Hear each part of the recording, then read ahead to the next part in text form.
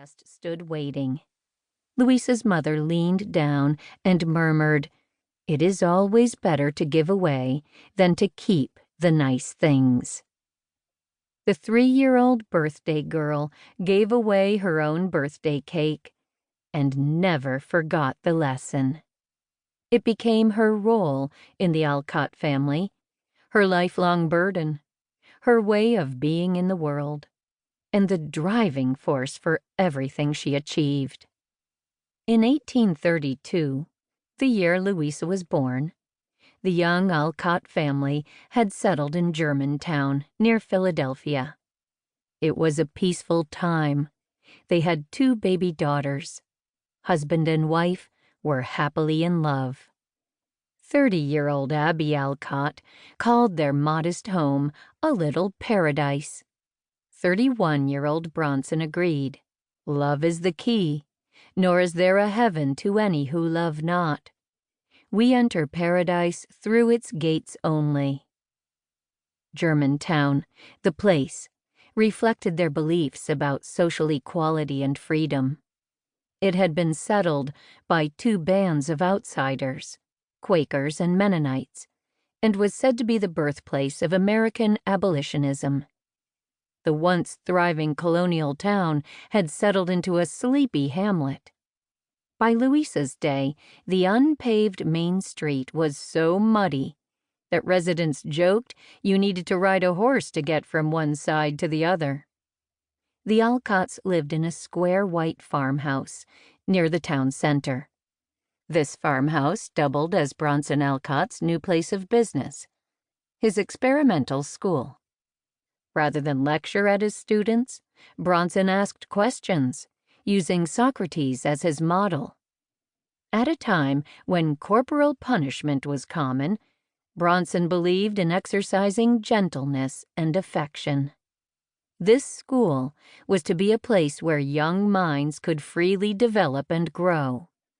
But the man who had sponsored and paid for it all, a generous Quaker named Reuben Haynes, passed away just before Louisa was born.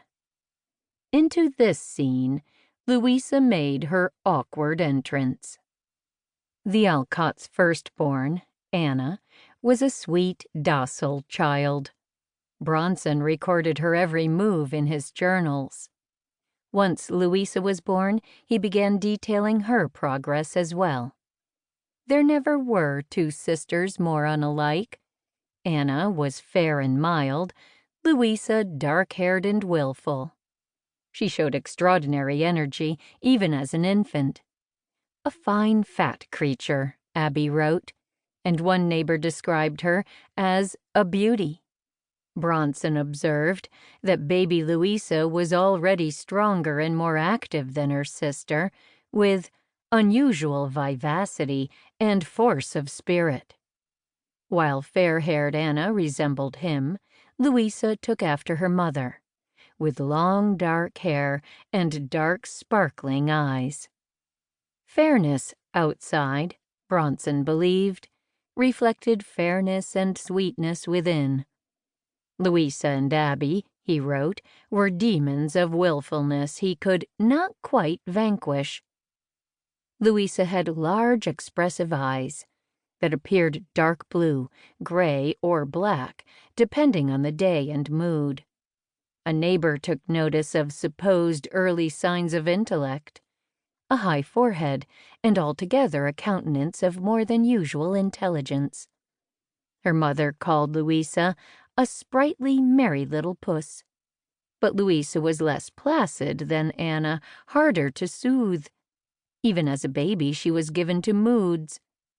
Bronson observed the sisters' interactions, taking notes, conducting experiments, even allowing the toddler Anna to stick her hand into the fire, twice. Battles between Anna and Louisa broke out daily.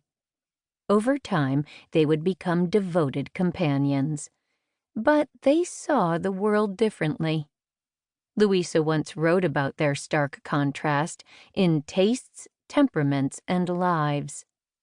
If we did not love one another so well, we never could get on at all. In